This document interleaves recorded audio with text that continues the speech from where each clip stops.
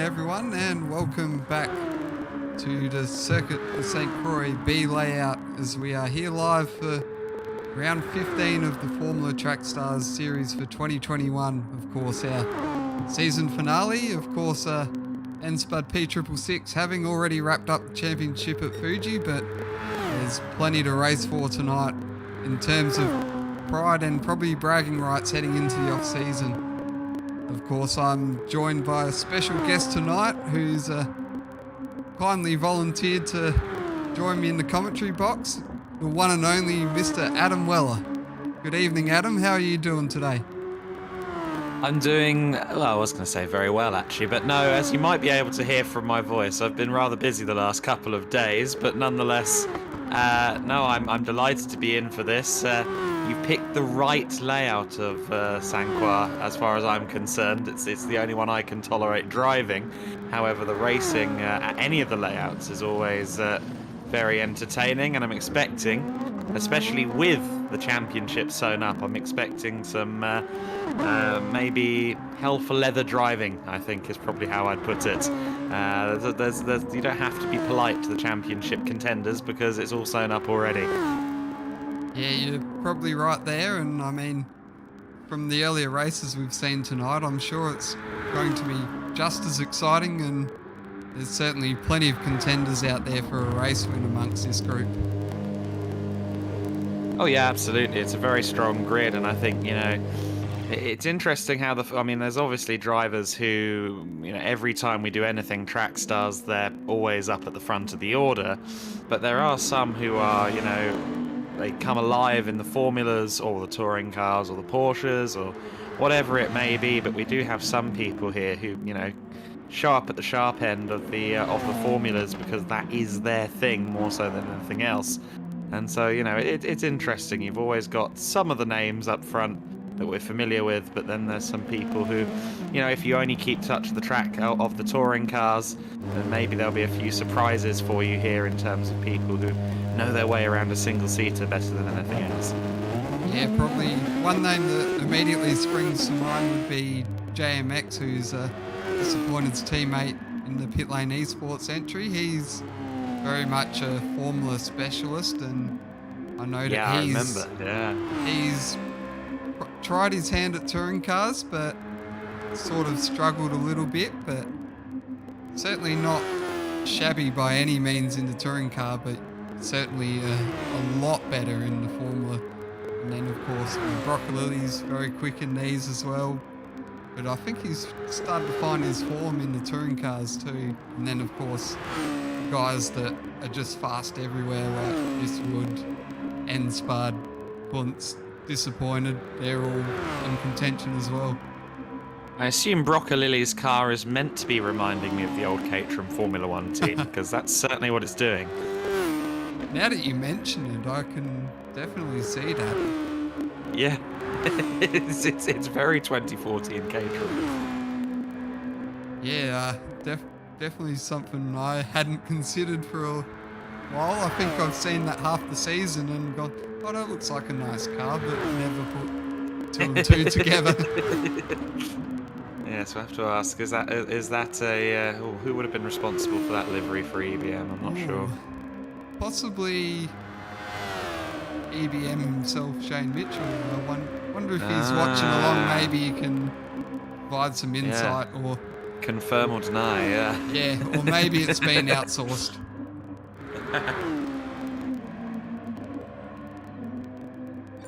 No, that is I do love some of the colour schemes we get out of track stars. I mean, obviously we've got a few people who, I think more than anything, they probably produce liveries more than they race. But even, no matter who makes it, it always seems to be professionally outfitted liveries, particularly in the touring cars and these formulas. It does really help kind of, I guess, almost like boost the immersion of it all, really, in a way. You see these cars looking so authentic, and it does, it makes it feel that much more like a true blue racing series rather than just Gran Turismo. Yeah, that's definitely something we went for, especially creating the livery guidelines. We probably put in a clause there that, like, unless you're actually being sponsored by them, then we'd prefer not to have the logos on there. Obviously, that also tries to avoid any copywriting issues that may come up if the series gets too popular. I mean, if you've ever been to a club race meeting, I don't think you're ever going to get people being sued for wearing liveries that they're not paid to do. But I see your point. It could, I guess, technically happen, but I'd be shocked. I think YouTube is a funny beast sometimes. True. And so, what's the? Is it still mandatory 5 laps on each tyre? I think I'll have to quickly double check the briefing, but there's. I think it'll be something around 5 to 7 laps. But I definitely know tonight it's the super softs and mediums that are being in use. Oh, we've gone aggressive. Gone for the softer compounds. Yep, and a minimum of 7 laps. Ah, okay, interesting. So I have to keep an eye on that detail. And I'm intrigued to see what the front 2 rows look like here, and I'm equally intrigued to see what goes on through that first corner, because while it isn't a particularly sharp braking zone into turn 1, it's also somewhere where I often see people try and go too wide, and I also see it going wrong on exit quite a lot as well, on lobbies and things like that. But I'd expect these guys to be a little more conscious of their surroundings than your average open lobby. But things do happen, and the first few corners are always hectic. Yeah, I know last year it seemed to be very good amongst everyone, but of course we can put the commentator's curse on them, and next thing you know, there's all carnage breaking loose at turn 1. Well, so I mean, that's what I was doing yesterday. I was doing a 24-hour charity race for children in need, which is something that BBC runs over here. A 24-hour charity sim race, and every time I put the camera on a specific car, it would spin. There was one team that, without fail, if I put the camera on their car, 5 seconds later it was around. We do commentator's curse, and in the case of sim racing commentary, kind of TV director's curse, if you will. They do seem to be a very real thing. Yeah, that's just good timing on your part by the sounds of things. Maybe. I mean, there was one point where in the last 15 minutes I was going through every single team to, give them all a shout out of some description. And I clicked on them, and the second it happened, the rear wheels just seemed to lose traction completely. I was like, is there some kind of glitch on? Like, do they get ice tires every time I look at it? Like, you'd have to start wondering that's for sure. Absolutely. But I don't think that was the case. So at this point, are we waiting for some late entrants, are we? I believe we were waiting for Nismo. He's joined, and Spudder's now finally given the go-ahead to start qualifying. He heard me, clearly. I do have to wonder, maybe you do have a sixth sense of things. Well, alarmingly good timing sometimes. So 10 minutes of qualifying. I think we'll probably get maybe 6 flyers out of this, 5 or 6, I'm not sure.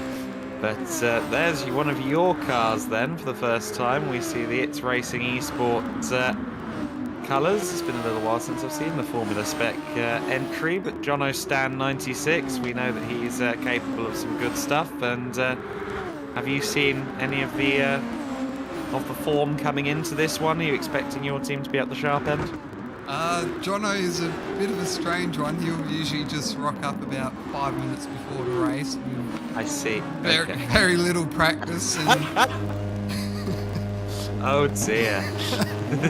he'll start towards the back, and then somehow about halfway through the race you'll pop to the front, and there's Jono leading the race.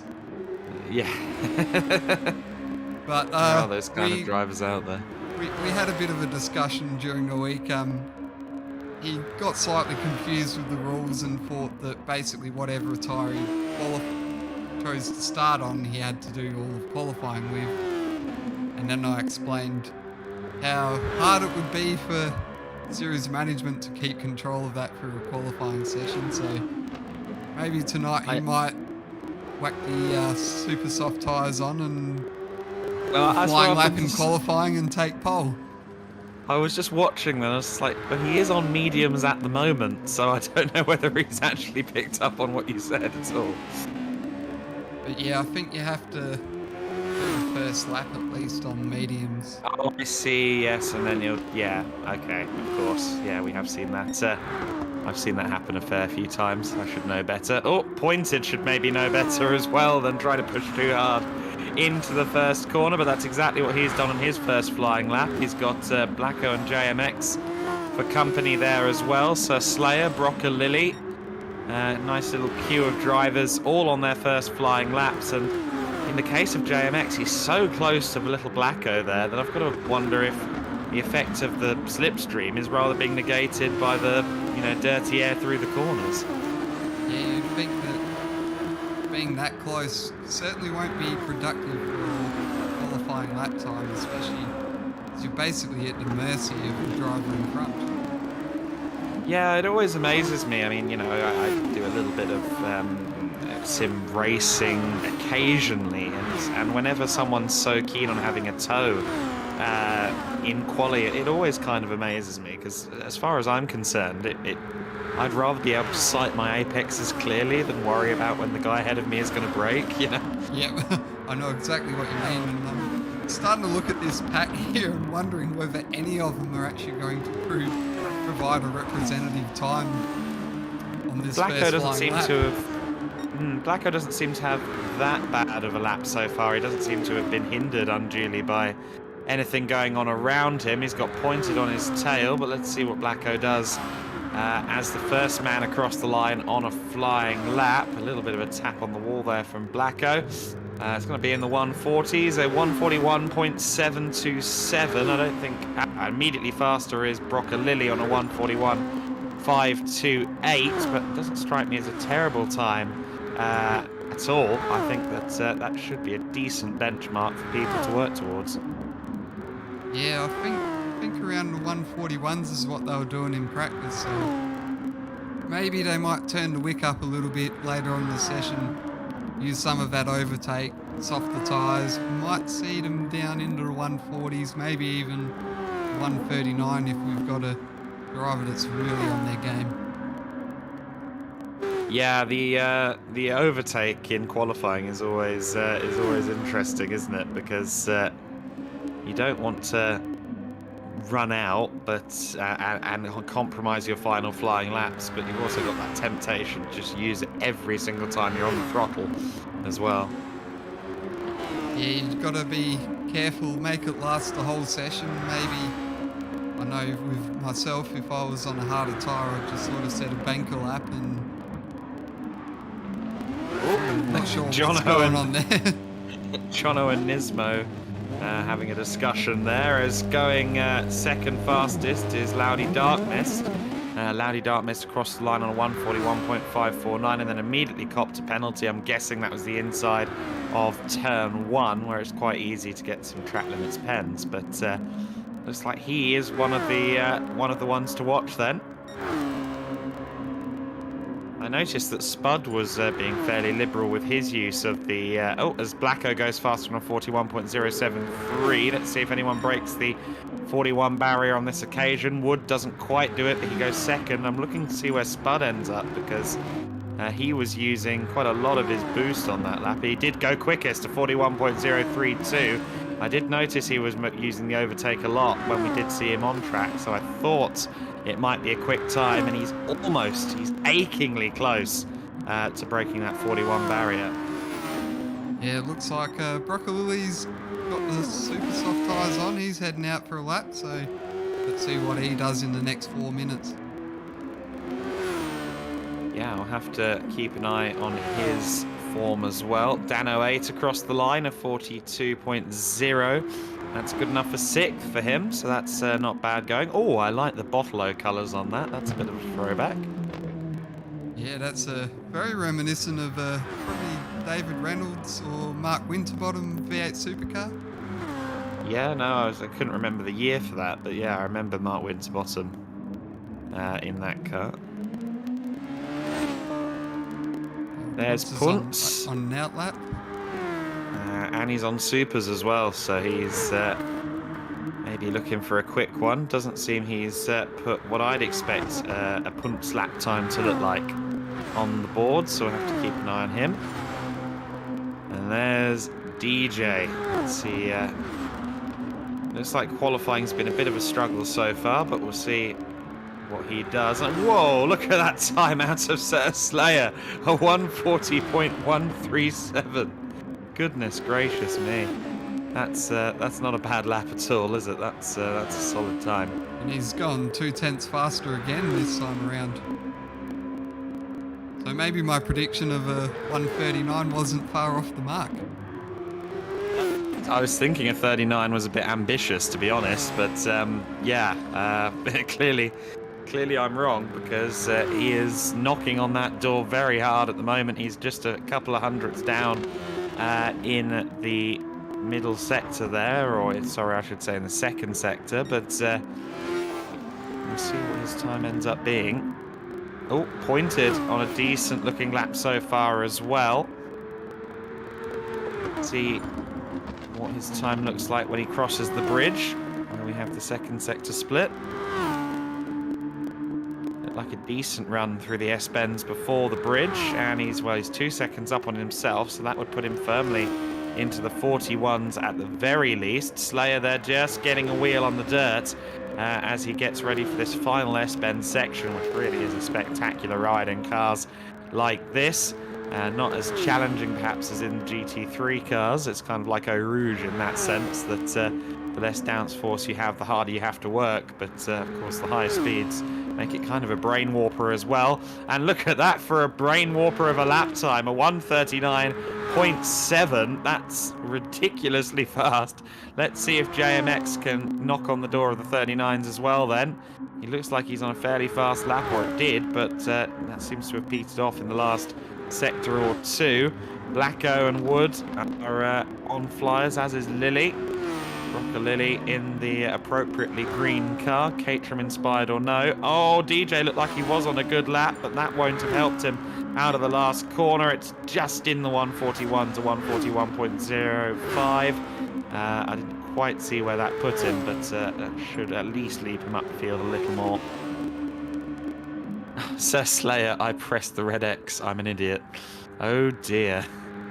I think who else was on lap? Rocker Lily went third, yes, just then. Bud's just started his lap and run wide. Good thing he's already got the championship sewn up, eh? Yeah, starting to think that maybe Punts might be the next one to come across the line here. Yep, certainly looks as if he's the next one to set a fast lap. Let's see.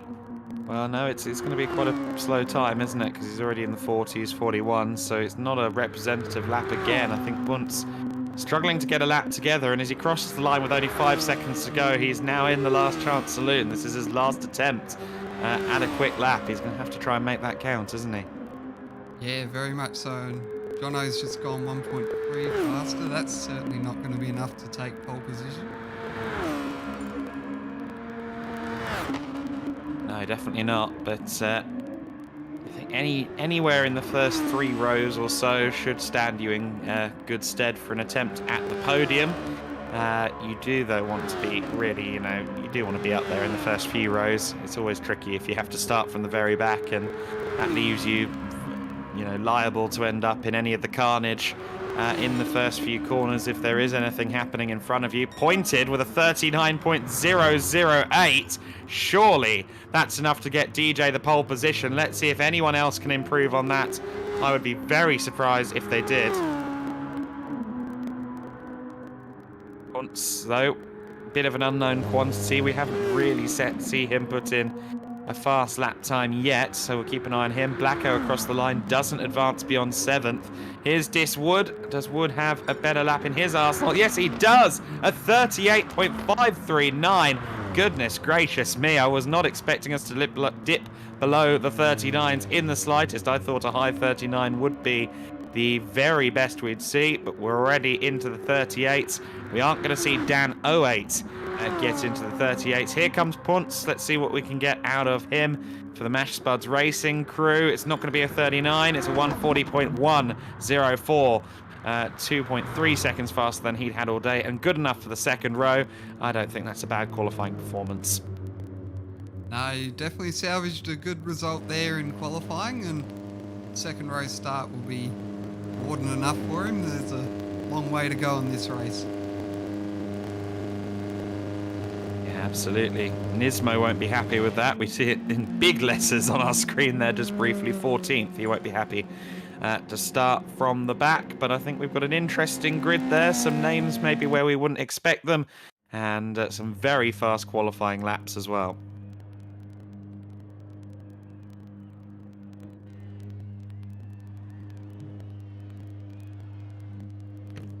So then here's the grid.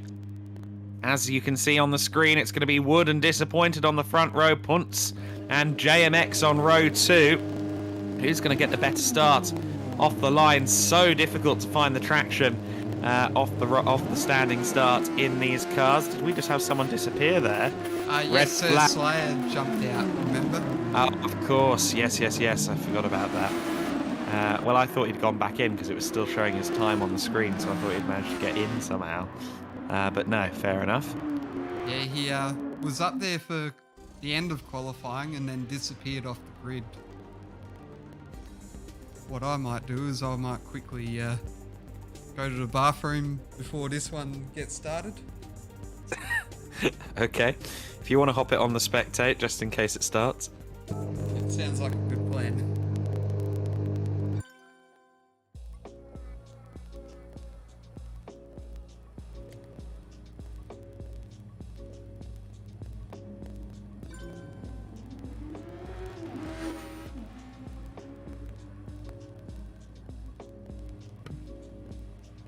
So now then we have the most fun game in the world, which is because of the resets we've had.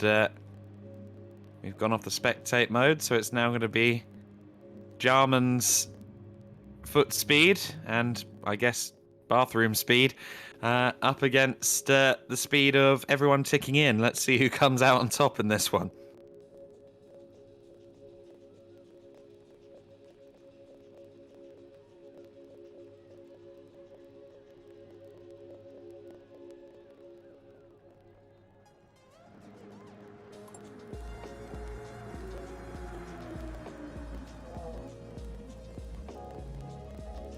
Again, I do apologise if I sound a bit off my feet, or a bit more tired or wheezy than usual. But I have put my voice through the ringer a little bit for the charity race I did over the weekend, and hoping that I can do a decent job of holding down the fort today for this one. Broccolili gave the safety car engine damage, says Venti Gaming on stream chat. That's unique. And thank you, DJ. I've missed you as well, as has Neil.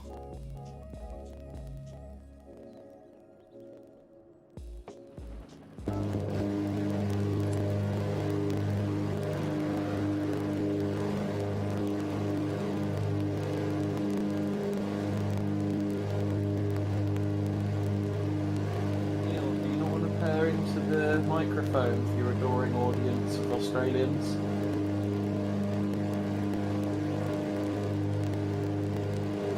See if I can make that happen. I'm sure we can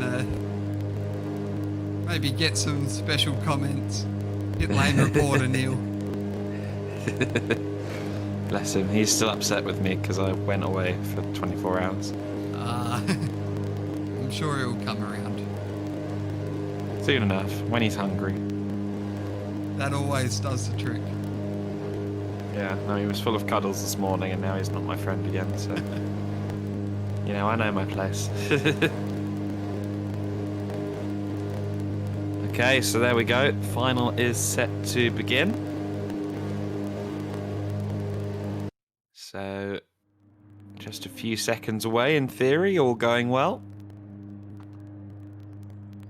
Complete with the ticked-in Sir Slayer, which is always very helpful. Here is the full lineup of cars then. You see there, though, Wood, Pointed, Slayer and Punts on the first 2 rows. JMX and Loudy Darkmist on row 3 are already crowned champion in 8th place on the grid as they get ready to get started. The lights will go out in just a few seconds and we'll see who leads it into the first corner. Who's going to get the best start? Who's going to waste away their rear tyres? Well, Wood did not get the best of starts, so Slayer's managed to do fairly well there off the second row, but Wood has been eaten up by the second row. Pointed all the way around the outside through the first corner into the lead. It looks like JMX has got second there. Yes, he has. So Slayer and Wood down to 4th place then. Spud, Punts, Darkmist and Jono are having a little fight there further back. Did see some dirt being kicked up, but it seems as though everyone's through that particular corner safely. There's a couple of drivers that have dropped off the back of the grid as well. In fact, no, that's probably the safety car going around, isn't it? Yeah, that's taking correct. Too much attention to the track map at one time there. But it seems as though all of the cars have got through in one piece there, but I don't think Wood is going to be happy with dropping back to 4th place. Lightning start from Spud. He's up to 5th. Yeah, great start there from Spud, and probably did a similar start to what this Wood did in reverse. Yes, I think they've met in the middle, haven't they, from either end of the top 8. And let's see if Spud is going to make a move here. He's very close behind Wood. Certainly pulls to the inside, but Woodsy looks like he's quite brave there on the brakes. They're side by side, a little bit of wheel-on-wheel contact. And it's still going to be side by side as they go into these S-bends. Surely one of them is going to have to yield. Let's see what happens here. It looks as if Spud has just about cleared the front end of Wood's car. Yes, he has. But that was very, very close. And Wood, to his credit, managed to execute that in such a way that he didn't fall back at all. He's still on the rear gearbox. Oh, the rear gearbox, there's no front gearbox. He's still on the gearbox of Spud's car. And it's side by side for second. So Slayer moves up to 2nd place there. Yeah, I did notice that Spud's making advantage of the softer tyres at this point in the race, but this Wood obviously on the medium, so he'll be one that'll come back up the order later on. Yeah, of course, it is harder to launch the car on those mediums as well, so that does contribute to that, but he still would have liked slightly better traction off the line. Oh, JMX there ran it very wide. I don't know if he quite managed to hit the wall coming onto the bridge, but he had to back out to avoid it. At least he drops down to 4th place, tucks in behind Spud. Yeah, I think he just missed the wall. Obviously didn't take any damage as a consequence, but obviously the slow exit really hindering his progress and allowing Spud to get ahead. Absolutely. Spud then from 8th place to 3rd in less than 2 laps is really amazing going. Spud on the soft tyres, so he's still got the super soft in his arsenal. Of course, he will have to take the mediums at some point later on for a minimum of 7 laps. However, that is the case for most of the drivers here in the sharp end. Wood has managed to get himself up to 4th place, and JMX has had a really bad lap, hasn't he? He's dropped down from 2nd to 5th on this lap. Yeah, he just had a bit of a bad exit from that hairpin at the end of the long back straight, so that just proved a bit costly for him. Slowed his exit and gave Diswood all the chance he needed to get ahead of him. Yeah, you don't need to invite Woodsy past twice, do you? So he went through and made it up to 4th place in the car backed by Bez Media. Let's see how the 66 does. Over the course of this stint on the mediums, I'd expect that he'll probably just do the 7 and ditch them as a rule, I'd expect. Yeah, that's what I'd plan on doing, but also these always spring up a bit of a surprise. I'm trying to remember from last year, I think that I just did the 7 on the mediums and then split the rest between the soft and the super soft. Yeah, I think as a rule, that seems to be the way hardest of the compounds are approached by the drivers here, but we could see some surprises spring up. Certainly it looked like some of the softs were already showing a little bit of red on the second lap, only a little, but since we don't have that high of a wear rate to contend with here, once they're past their best, there is the discussion of whether it's worth keeping them bolted on to the car. Blacko gets through. He's up to 6th place. Nightwalker in 7th now. And Broccolilli is going to try and get past both of them if he possibly can. Broccolilli not really as high up as I expected him to be, actually. Yeah, it's a bit of a surprise, but of course, little Blacko has been doing very well in the formals as well. And Nightwalker, since he's made the jump up to the main series, he's been running in 2nd division a bit, but he's jumped into the main series and really proven competitive in both the touring cars and the formulas in the last few weeks.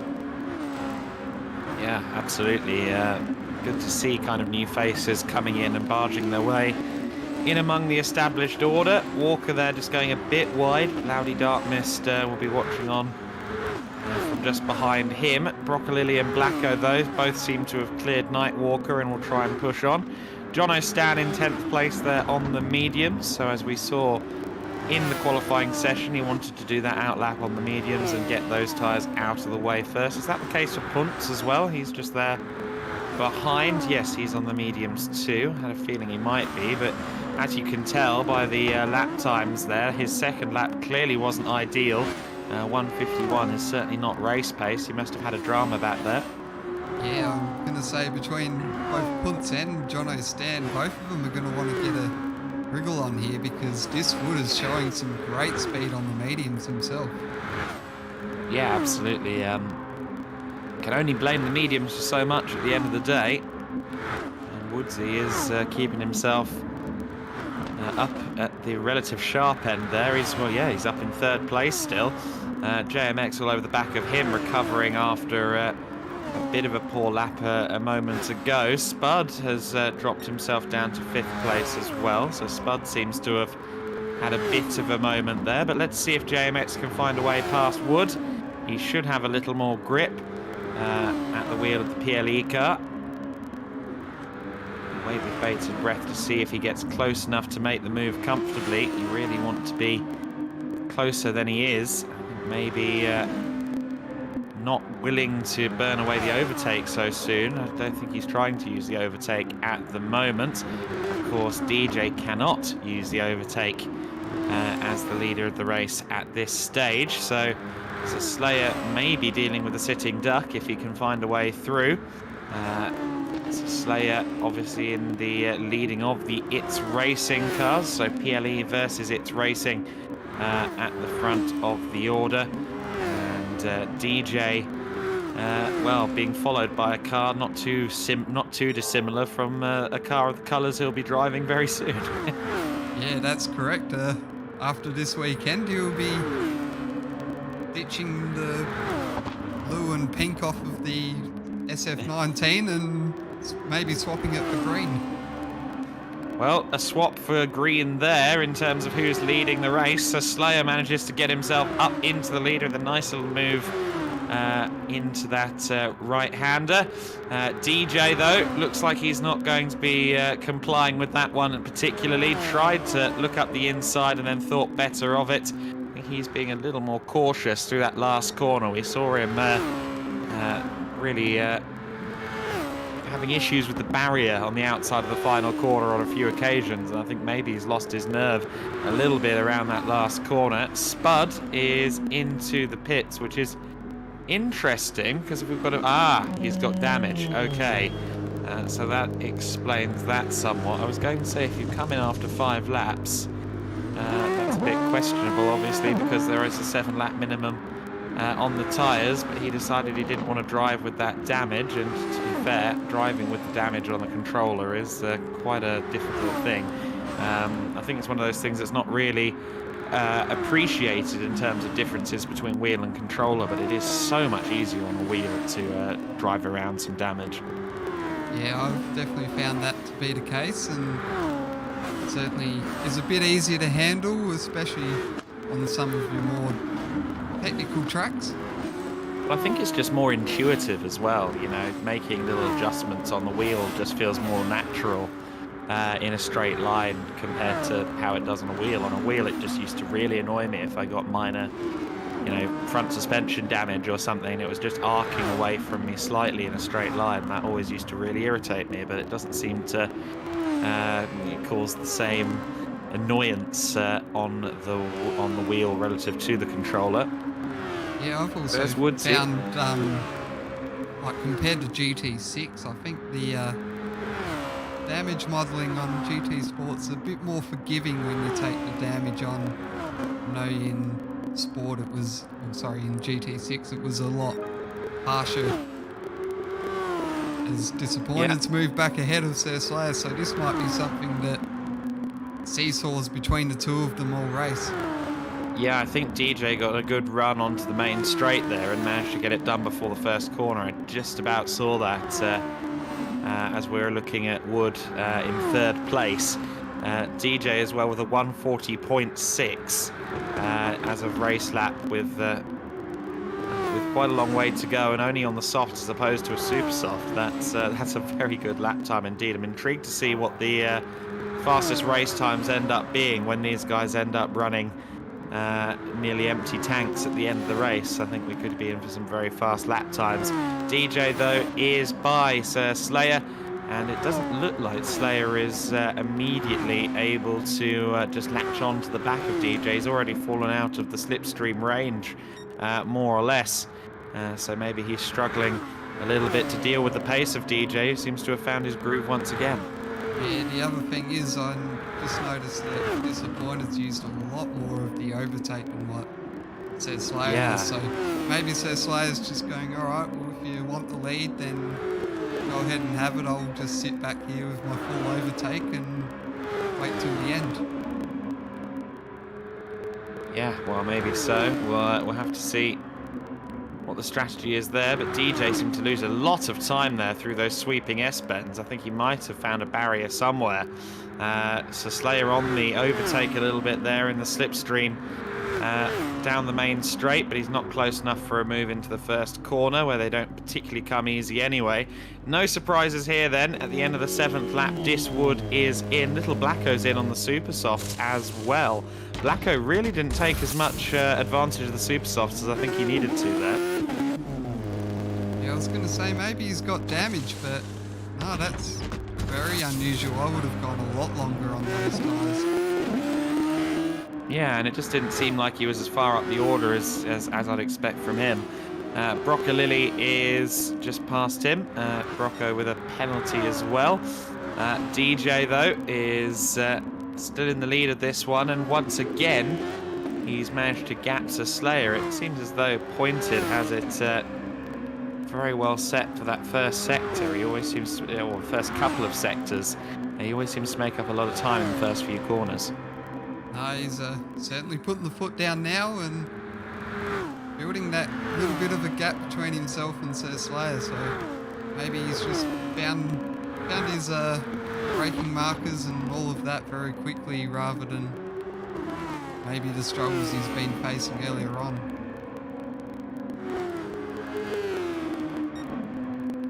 Yeah, perhaps so. Just looking at the comment section on the YouTube feed, our old pal Wesley says, go on Spud, and he says he's missing us. The former It's Racing driver in the touring cars, and Sir YC asking if we can have a comment from Neil. I don't think he's taking questions at this time, unfortunately. Yeah, going for the silence method at the moment. Yeah, I can definitely the Kimi say Räikkönen of track stars.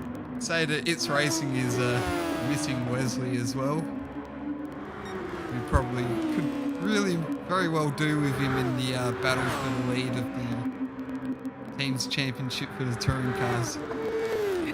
Yeah, Deadpool, if you prefer to go by his by the identity he was racing in on Track Stars events previously. So Slayer closing in a little this time around on DJ, and not quite close enough for the slip coming onto this long back straight. I thought he might actually be able to close in a little for maybe an overtake heading into the next braking zone, but he lost all of that coming off the bridge. Yeah, he had a big moment there. He sort of really struggled to find the apex there and cost him a lot of time.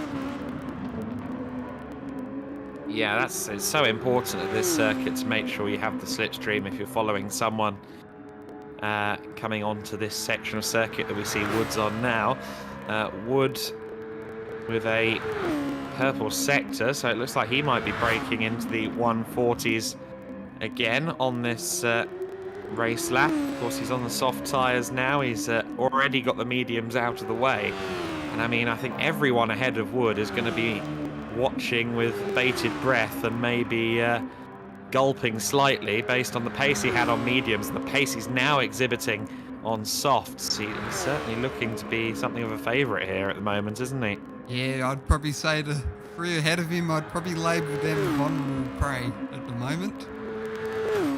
Look at that, a 140.3, the fastest lap of the race so far. I think Wood is watching that red bar on the timing screen on the left, and watching that gap tick down between himself and the leader, and he's loving every second of it right now. Yeah, he'd be very much motivated by those numbers inside that red box. He'd be watching them slowly decrease of each corner, hopefully, but using it as motivation to get himself a bit further up the order.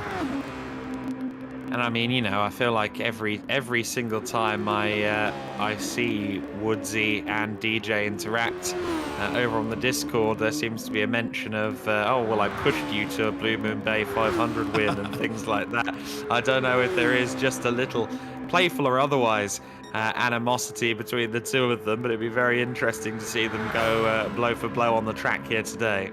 Yeah, I think there's a very friendly rivalry between the two, but they seem to, on the track, they get along very well, and I think all the racing between them seems to be very clean and in very good fun.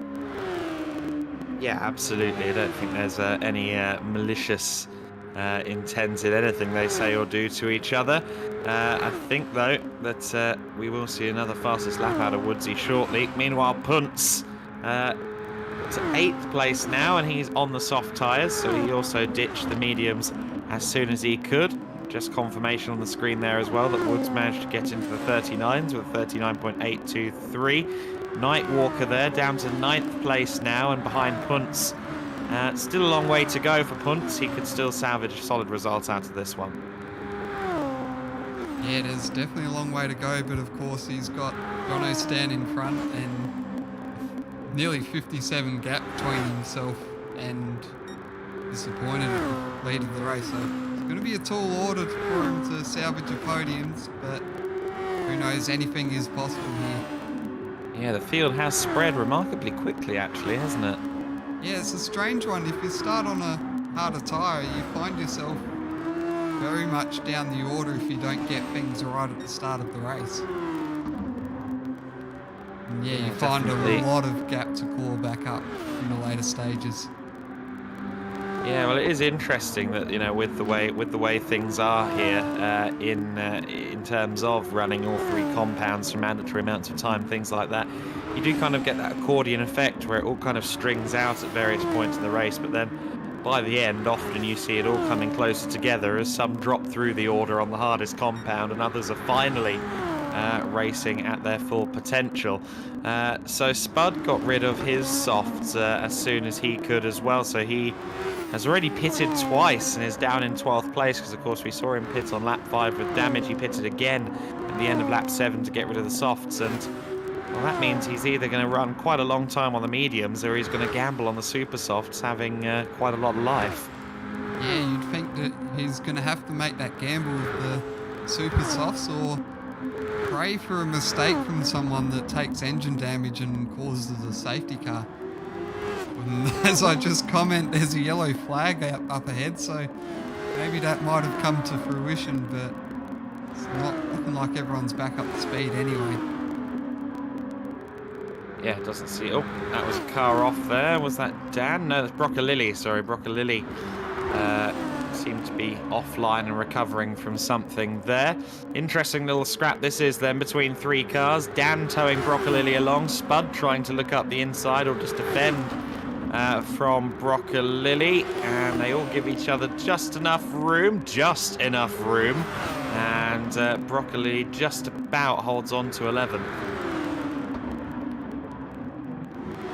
Yeah, very close battle there between the 3 and... Oh no, Spud's gotten out of control there.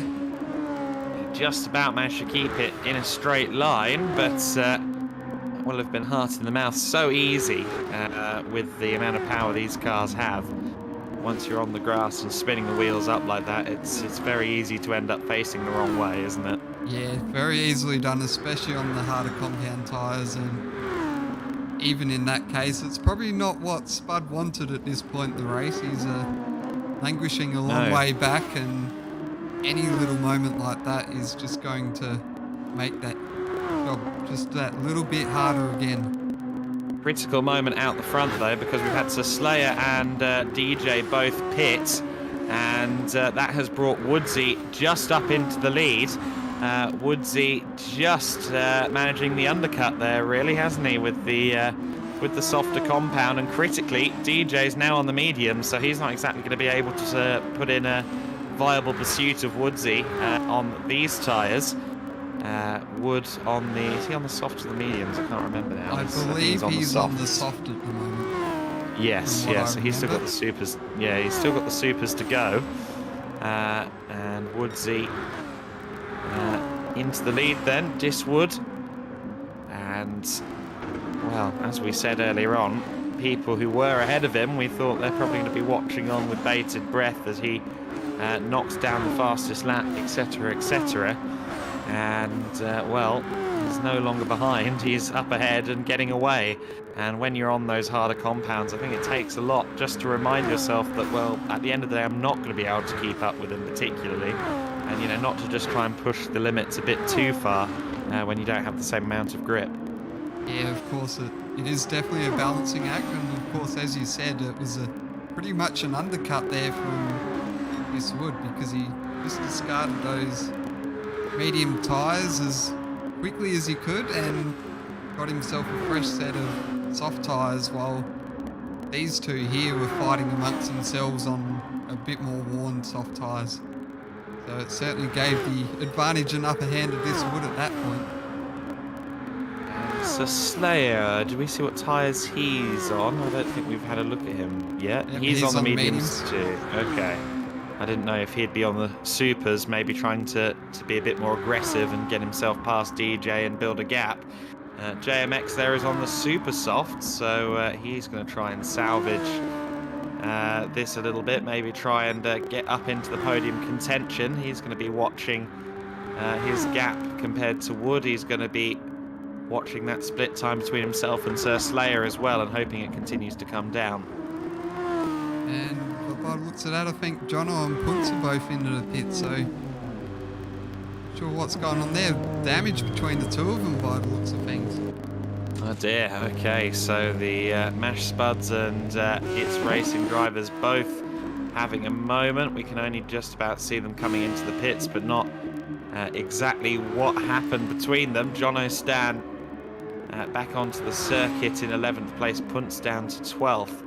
And behind them, Chops 1983 in 13th. A few drivers a ways off the pack already, and not far away actually from being lapped by Diswood, who is currently putting on a masterclass of a race. He's again purple, coming through the final couple of turns. Don't know whether he's quite going to break the 30 9.8 barrier or not, or indeed whether he's going to beat his best time, but we'll have to see. It's been a fairly tidy last few corners, but he did lose a tenth or so, but nonetheless, he's breaking away from DJ, and every lap he builds the gap without having to worry about the medium tyres anymore, the more likely it is that he's in a good position to take the top step.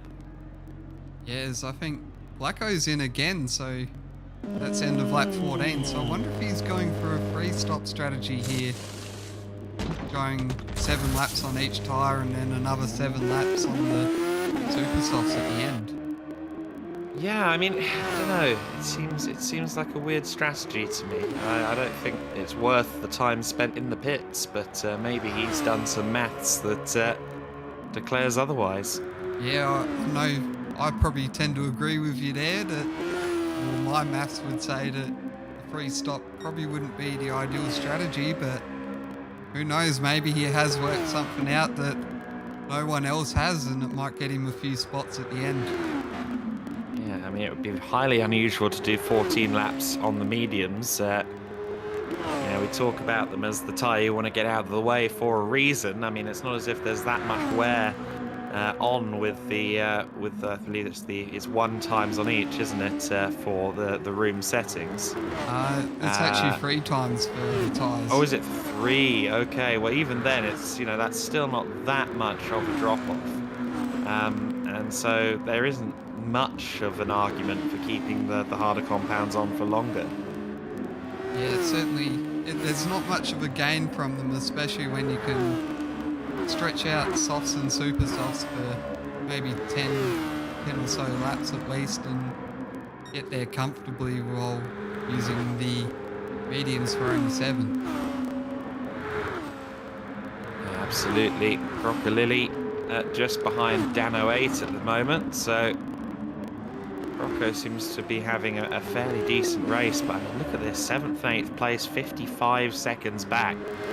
That top 3 and JMX slightly further behind them really have built quite an advantage over the chasing pack. Side by side almost, coming out in towards the last corner. Broccolilli clearly wants to find a way past Dan. He doesn't carry as much speed as Dan through the final corner though. Let's see if Brocco can use the slip to his advantage. Dan's used barely any of his overtake so far, so he's maybe waiting for the opportunity to use it all in the last few laps. But I mean, at this point, when you're that far behind, I'd probably be tempted to just go hell for leather on the overtake. Brocco looked to the inside again, but can't quite find a way through. He's clearly got pace, but he doesn't seem to be able to find a way to make the overtake right now.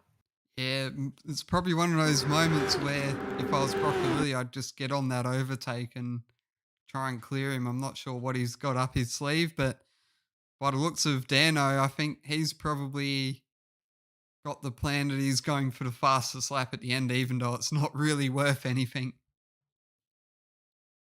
Oh, wheel-to-wheel contact there between the two, and that's just enough to get Brocco through.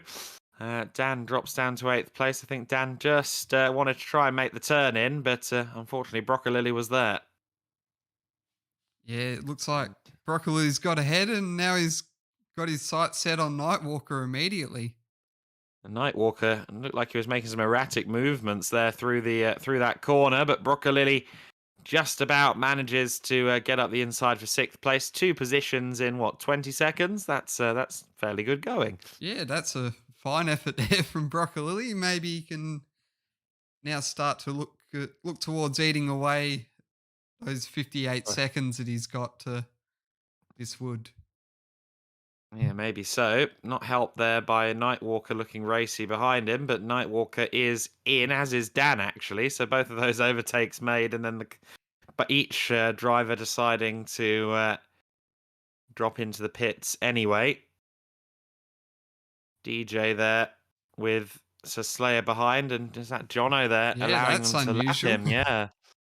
So Jono really is struggling in this race. He's down in 13th spot and already a lap down.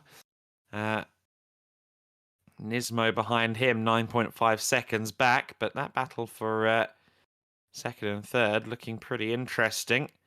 Into the pits behind is Dis Woods, so Woodsy is into the pits, our race leader. Now he is, I guess, going to take the super softs to the end here. Yeah, about 11 laps of racing, so that would probably be well and truly enough to see him through. He'd have plenty of life left in those tyres at the end. Yeah, and I mean, look at that. He's done some good work. I mean, he's only 8 seconds back and gaining from DJ and Slayer. I think those two might be having a battle, actually, by the looks of it. If we look at the top two, so Slayer's got a rear gunner look with Jono, but DJ on those medium tyres is obviously losing time to Wood pretty much in every single corner. And I would suspect that he'll be in as soon as he possibly can. I don't know how many laps. How many laps has he done already? I think he might be in this time by actually Yeah, I to think this will be get rid of 7 the laps. mediums. So Yeah. maybe Okay. Woods is going for the undercut, getting himself on the super softs as soon as possible, protect himself a bit. Yeah. Well, I mean, it wasn't really so much an undercut. I mean, he was already in the lead. I think he was kind of in a position where he could afford to drop behind them for a little while, and certainly with a lap on the super softs while they're on dated mediums, I think that's really, a long way towards assuring that he's going to be in a comfortable lead. Of course, still susceptible to mistakes, errors, anything could happen before the end of the 28 laps, but still, it's looking very positive. DJ in, so Slayer stays out though. Yeah, I think Sir Slayer pitted a lap later originally, so he's No, forced to they go another pitted. lap. No, they pitted on the same lap. No, I'm pretty sure he waited another lap because his Oh, okay. 156 is on lap 12. Oh, So okay. I this think it will might have now been be JMX and DJ then that I yeah. saw pit at the same time. Okay. So this will now be his 7th lap on the mediums. So at the end of this one, Sir Slayer will be able to come into the pits if he chooses to. And you can see there that he's already lost the better part of, 4 seconds to Wood in the 1.5 laps since Wood put the supers on. Woodsy there using a bit of the grass going onto the bridge. You've got to be a bit careful of that. He's half a second purple at the moment, so he's making use of the supers there to very good effect. Slayer, though, is really falling back. I mean, that's already, 3 or 4 seconds that he's lost just since we've been watching Woodsy, so clearly he hasn't had a good few corners there. Wood is a purple by a whole second as he moves up into the lead. That could be critical there. I think if you were DJ, you were hoping those two might scrap just a little bit to maybe put Wood off his game. But Slayer instead is off his own game a little bit there, just into the grass and into the gravel. Just holds it together, but I don't think he'll be waving a fond goodbye to these mediums. No, I think he might have just distracted himself a little bit here on this last lap. Maybe he's thinking about his pit stop more than completing his lap. But he's still well and truly in podium contention here, although he may come under threat from JMX out of this pit stop with the time he's lost. Maybe so. We'll have to see what the intervals are when he rejoins. There's DJ then in second place. Let's see where Sir Slayer is relative to JMX then, because that could be important. It's 10.2 seconds. So that is surmountable, particularly if Slayer has a few bad laps, but JMX is going to have to work very hard, isn't he? Yeah, and I believe JMX is actually on the medium tyres for the end of this race, so he's going to really struggle to keep pace with these three up in front.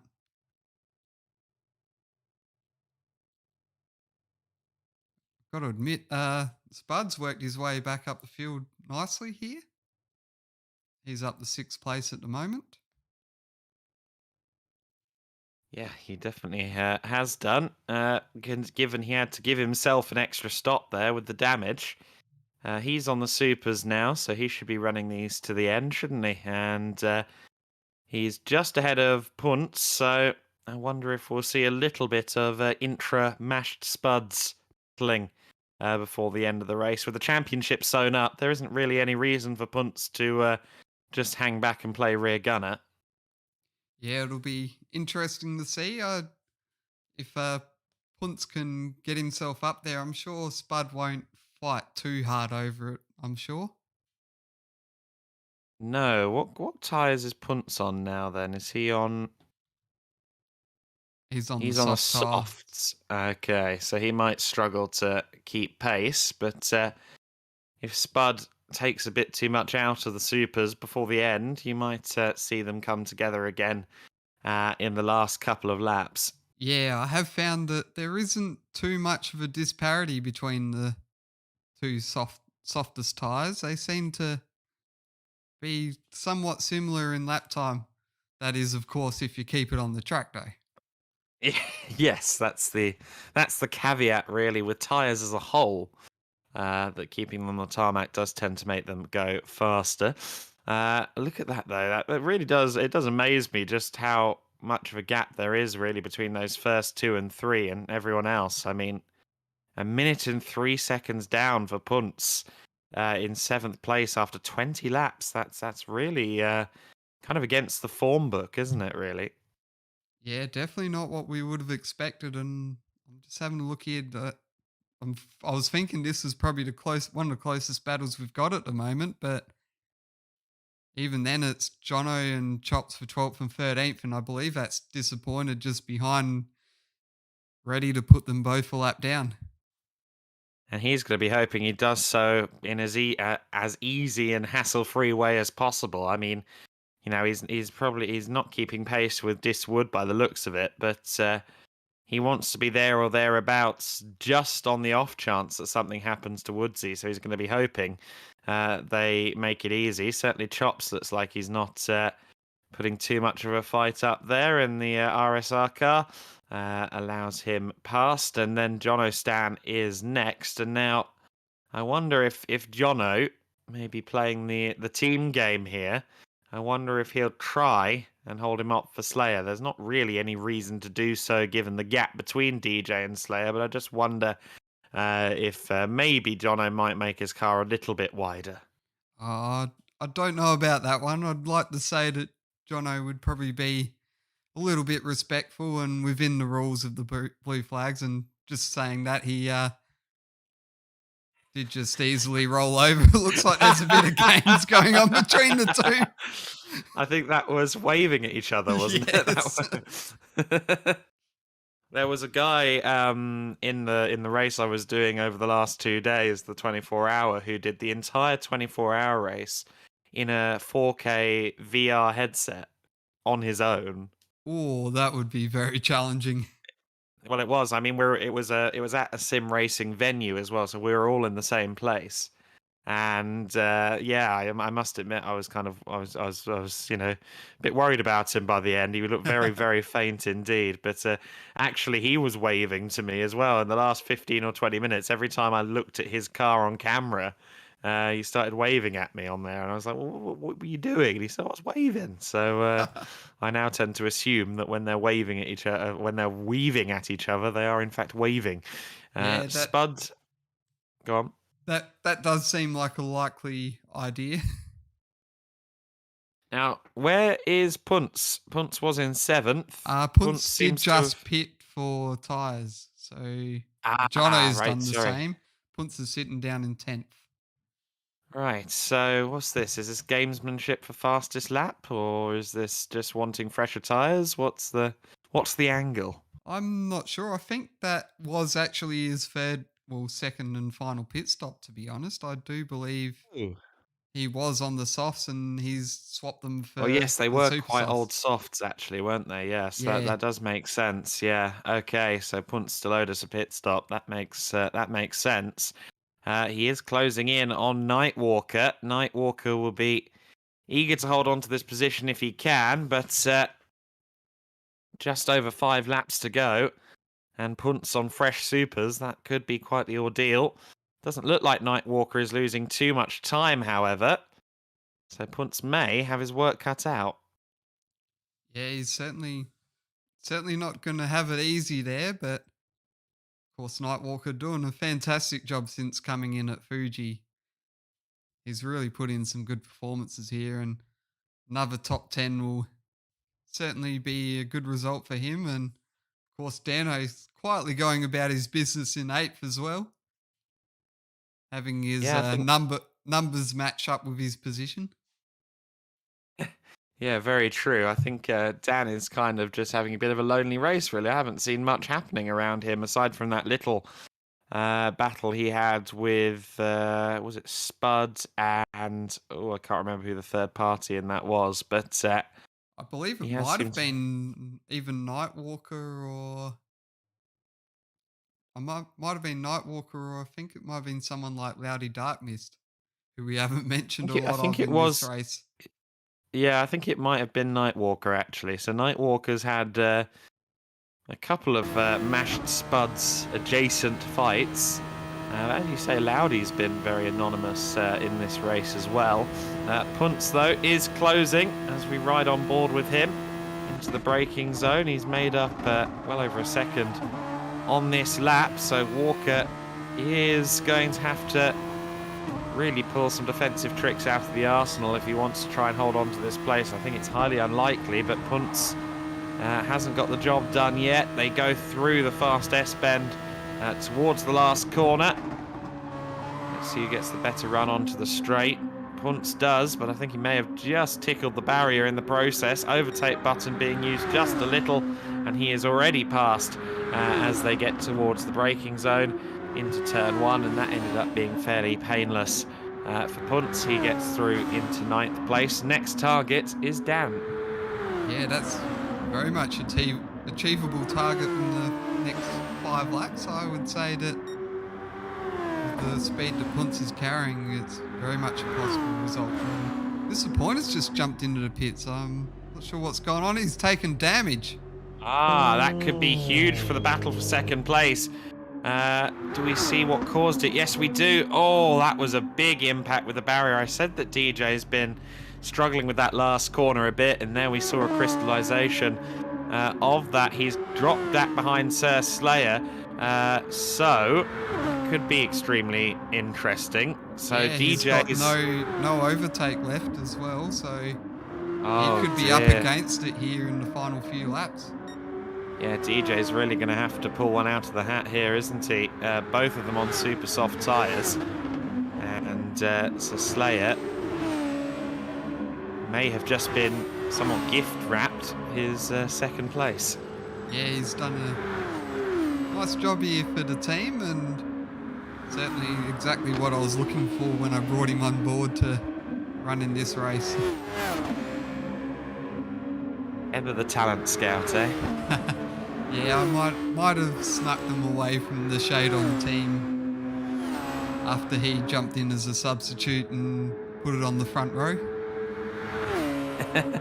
Okay, well, I don't think we're out of the woods yet, though, and I'm not referring to our race leader, because DJ has been just making up a couple of tenths across the lap so far. We're running short on time, so he's going to have to try and make some serious gains, which he is trying a little bit too hard to do, and unfortunately he made up a lot of time there. He just about ticked it up to half a second. However, he was pushing a bit too hard going into that very sharp right-hander. And Yeah, he's suddenly, certainly paid that back with interest. yes, he has, exactly right. 3.6 seconds all of a sudden. And really, he's now made it not quite insurmountable, but he's made his task a lot harder. Yeah, 3 laps to go. It's certainly going to be hard to... He's going to have to get over a second a lap just to be on the tail of Sir Slayer. Yeah, it's going to be tricky, and I mean, I must say though, I mean, the argument's there where, you know, he's unlikely to lose 10 seconds, so you may as well just push him, even if you do end up with damage on the last lap, you know. May as well that's try very for true. it. I'm sure that's exactly what DJ's thinking. I know he's a bit of a throw it at the wall and see what sticks kind of thing. Punts then hasn't been able to pursue Dan at all. He's actually lost a bit of time to Dan since we last looked at him. Yeah, that's So a it looks like he's strange going to one. have to set. Yeah, it looks like we're going to have to have him settle for 9th, although making little errors like that, if he's been doing so on a semi-consistent basis, that might explain it slightly. Doesn't seem like Punts has gelled with this track particularly. There's Laudy, who we haven't particularly mentioned in the RSR Honda. And, well, he's had, as we said, he's not been involved in any issues or anything particularly. He's just had one of those kind of anonymous races with what will be a decent result. So, I mean, that's the kind of thing that gets you decent points in a championship. So, I think Laudy can come out of Sainte-Croix looking for being fairly positive. Yeah, usually I'd like to say that it's probably a very positive result if you don't get shown much on the TV screens. Exactly. You obviously haven't gotten yourself into any trouble at all, that's for sure. Yeah, well, I mean, when I was doing the ADAC GT Masters last month at Sachsenring, I think we showed the leader maybe twice all race because there was this huge battle for the 2nd place, and it's like, well, it doesn't keep the sponsors happy, but I mean, it tends to be a good sign if you get back to the hotel, turn on the telly, and go, oh, I'm not seeing much of myself, but I guess I won, so yay. Yeah, I think we make the mistake of doing that with Matt Simmons quite often in his races. He seems to get shown at the start and then the finish, and when he crosses the line and take the checkered flag. Matt Simmons, good at Gran Turismo, since when? At least 2015. Yes, Matty's an amazing driver. Seen so many amazing performances out of him, both in the virtual and real worlds. Woodsy, though, heading on to the final lap here as our race leader, the 66 car. Look at those last few laps. All of them low 1 minute 39s. With this kind of pace, we really can't be surprised by Woodsy's performance here. I think, he'll be ruining some of those slightly more off weekends because, I mean, looking at the pace he's had today, maybe he should have still had a stake in that championship battle by the end. Yeah, of course, he did miss around at the start, and I think he actually raced for It's Racing in the 2nd round and disconnected early on, so that probably proved very costly to his chances in both series. And then I'm going to say the mid part of the series, it was very much a Mash Spuds Racing dominated affair, so it was hard for anyone to really get a look in. I think everyone else is racing for 3rd place. Right, okay, interesting. So, it does kind of ebb and flow with who's good at certain tracks, who's got the best setup for certain tracks, but I don't think there's any question as to who's had the measure of this circuit today. Diswood with almost 30 seconds over the chasing pack as he comes around the last few corners, around the S-bends, just behind Punts in 9th position, so he's already got into the point of lapping members of the top 10. Looks like he's calculated the fuel nicely as well. And round the final corner, he will get a little bit of a tow. He's been on a very fast lap. Will he best himself on his final lap? Not quite, but he does take the win, and what a win it was for Diswood. That is a great cap off to his season. I think Sir Slayer should take 2nd, but I'm interested to see what the gap is between he and DJ. It has gone down, so DJ, well, no, actually, it's actually stayed about the same, I should say. But Sir Slayer will take 2nd position, and that is a good run to 2nd place, and celebrating that justly so. DJ, though, he'll be disappointed with himself there. Threw away 2nd place. Courtesy of how spread out things have been here at Sainte-Croix, he hasn't had to fall through the order particularly, but still, Was you that never pun like fully intended? With the disappointed? No, it wasn't. But JMX crosses the line to take 4th. I must admit, I hadn't realised I'd said that. But no, DJ, he is going to look at that one harshly, I think, even though he does end up with a podium. Was that Jono going into the pits on the last Yeah, lap? I'm pretty sure I I just saw think he's that. well and truly throwing the towel in on this one. Interesting. Okay. Little Blacker crosses the line to take fifth, and Spud, is he going to do a burnout across the line or something? What's happened to Spud there on the last lap? I think he ran out of fuel, did he? I'm not sure whether he was just deciding to go slowly. I'm not sure what happened there, but I think a bunch of others ran out of time there. Yeah, that was strange. I don't know whether the room wasn't set up to give them enough time, but well, you just got the sixth place car across the line. That's interesting. That could be one to discuss, couldn't it? A bunch of drivers did not get to the finish. Unfortunately, they were all fairly spread out anyway, so I don't think there can be many arguments. But that wasn't ideal.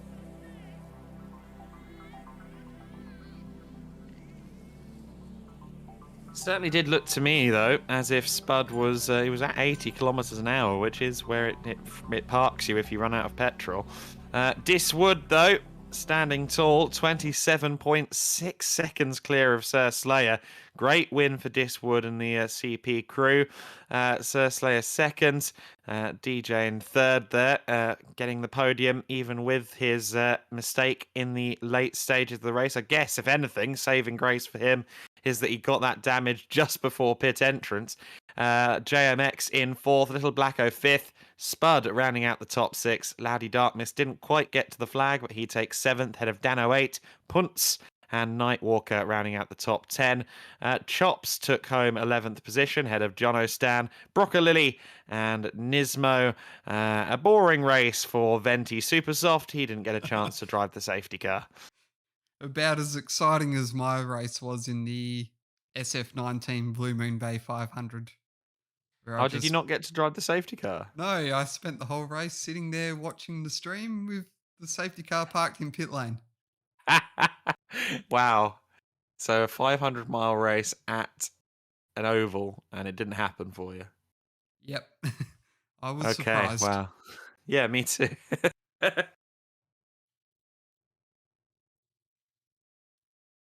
No, so an interesting end to the season there. Whether or not we'll see, oh, I'm sure we will. Surely someone is going to put Diswood in from the beginning of next year based on that drive in our final race of the season. I mean, I'm sure we already have, but we can again congratulate Enspud on a victorious season in the Formula Track Stars.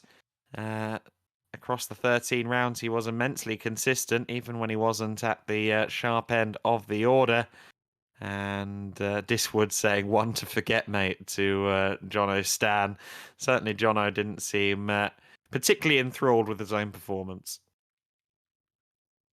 Yeah, definitely not Jono's finest race by any means compared to the performances we usually see from him.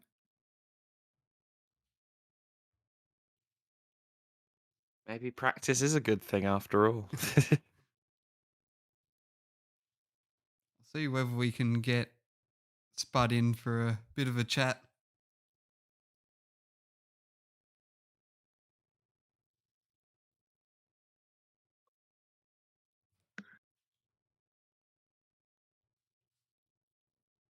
Yep, looks like we've got him in at the moment. Do you have a copy on a Spud? Yeah, am I clear? Yep, we can hear you loud and clear. Cool. Think I might let Adam do this. Okay. Well, I mean, an interesting closing race for you. A little bit of a mistake in the first stint, creating a bit of damage. But all in all, I don't think you can be at all dissatisfied. You're even doing burnouts while talking to us, I see there, Spud. That's the joys of being a controller driver, I suppose. But another successful year in the Formula Track Stars. You get to keep that number one plate. I'm sure that's satisfying. Yeah, well, thanks for the wrap, Adam. But yeah, that race for me was just I just don't know what happened. It just kind of went south because I thought I had put myself a good time in for practice, but then all of a sudden I see Diswood get himself a 38.3, and and my fastest lap on the super softs was a 40.5. So something went really south on my setup this evening. So Mm. I don't know, just didn't really have the pace to match the front leaders in Woodsy, Slayer, and DJ. So I guess in a way, I mean, it was just more or less for myself. Just I know I had the championship sealed and signed and delivered to MSR, but I guess in a way, I was just more about just having a bit of fun out there. And I do like this track, but it just sometimes it just doesn't like my setup for some reason. No, it's interesting, isn't it? I mean, these cars are so setup dependent, aren't they? I mean, there's fine lines between having enough downforce and maybe going too far, taking wing off to try and get some straight line speed. If you don't have the right setup on these SF19s, you know about it quite quickly, especially where we have people in who've clearly nailed it. I mean, Woods, I don't think there's any point denying it. Woodsy has clearly got that car dialed in. Yeah, he had the car really nicely dialed in that whole race. Even he was faster than myself, and he was on the medium tires at the beginning of the race. And I was on the super softs, and I'm thinking, hang on, what's going on here? That's not right. So for him to come out on top winning the race, I think that's a well deserved victory for Woodsy. So I give him full praise for the victory. He kind of deserved it. Obviously, he had the win taken away from him at Bathurst after a late engine damage to his car, and he had that race won for sure. But for him to finally get a win in the CP Motorsport 66, I think he thoroughly deserves it. Of course, not your only mileage coming up at this particular region of France, is it? I imagine you're going to be present and correct for MSR come the 1500. Absolutely. We've got the team sorted up. We've got the team ready to go. Myself and John stand ready to put the charge towards the 66 and the 95 to try our best to see how close we can get to the championship. I'm not overly confident that we can reclaim the or defend our title in the number one um, Lexus RCF, but I feel like we're going to give it a good crack. I love the C layout as well, so just as much as I love the B, but hopefully I don't go the same directions as I did in the formulas this evening. Well, I think certainly there'll be it's a long race for things to play out, and I'm very intrigued to see how that goes for you. But at least on my end, I'm just gonna say one last congratulations to you because every time I've tuned into the formulas, you've been there or thereabouts, and clearly a mix of some very dominant performances for MSR at points in the season, and salvaging decent results even when maybe the car wasn't quite hooked up right has gained you yet another championship, and you've even managed to secure it a round early. So I think you can hold your head very high in terms of the year you've had in this series. Yeah, well, it's been an awesome season just from the outset, from the first race all the way up to this one. Great battles amongst rivals in RoboSport racing, and then Diswood won in the CP Motorsports. I think the one that really surprised me the most was disappointed in the 24 Pit Lane Esports. He's come a very long way, so to get himself hooked up with the tuning and to get himself more comfortable with the SF19s around the circuits, around all the tracks on the calendar circuit in the calendar year. Sorry, it's been really awesome to be racing amongst these guys, and even amongst my teammate as well, because we've also sealed the teams championship. So that's our first teams championship coming to Mash Buds Racing. So it's great for him. So he's had an excellent season compared to last year. Fastest man in qualifying and always got pole positions, but he could never really capitalize on race victories from pole positions. But he's got two this season, and that's more than enough. And I'm more than happy for his performances this year in 2021. Yeah, brilliant stuff. I mean, I don't know if it has anything to add, but all I can say is very well done. Thanks, Adam. Thanks so much. Thanks for joining in for the commentary. Really appreciate it. Obviously, it's good. It was good to have you those first few seasons, but finally good to hear your voice back in Track Stars, and hopefully we brought you a good race for you to call, and hopefully it's something to good. So hopefully it's something that we can watch back on and see how and hear that lovely voice of yours. Oh, well, the voice is very, very broken at the moment after doing 24 consecutive hours of commentary in the last few days. But yeah, no, I love being involved in track stars wherever I can, and hopefully I can get involved in some of the events that remain, and also cheap plug, run some more of the Compact Cup with you guys.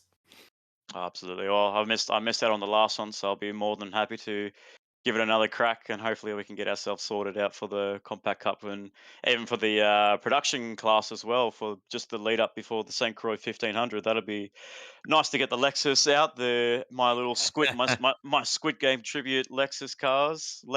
So one to keep an eye out on for in December. But yeah, definitely keen to get some more racing in before we switch over to GT7. Yeah, one last ride with GT Sport, I suppose. A- Absolutely. Oh, look at this tandem with Woodsy. I was going to say they've missed their calling into the Tokyo Olympics Tokyo Olympics. with some synchronized spinning. Oh, I see. Yeah. Oh, I don't know. Woodsy in a sequin gown? Not sure I can see it. Nah, but a big thanks to the main series drivers for that of all their hard work, sacrifices on the Sunday afternoons to give us a full field of drivers, and for them showing their support for Track Stars Racing Series and the formulas. Obviously, without these guys, we wouldn't be able to have a formula championship that we have had this season in 2021, and it's been a pleasure racing with everybody, as well as some of the great battles I've had over the years since February.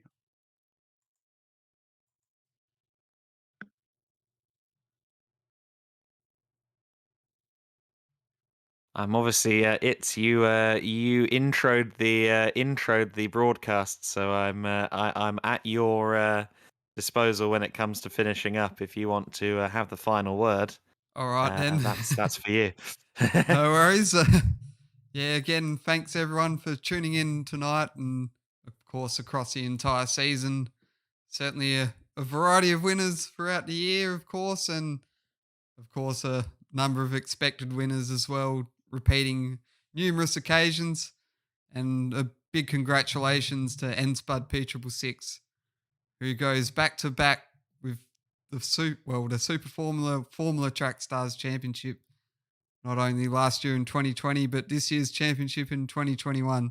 So huge congratulations to him, and of course the Mash Spuds Racing team. And as far as the formulas will go, we'll see everyone in probably April next year on the Gran Turismo 7 game as we kick off another season of Formula Racing in 2022, where Enspud will look to go 3 in a row.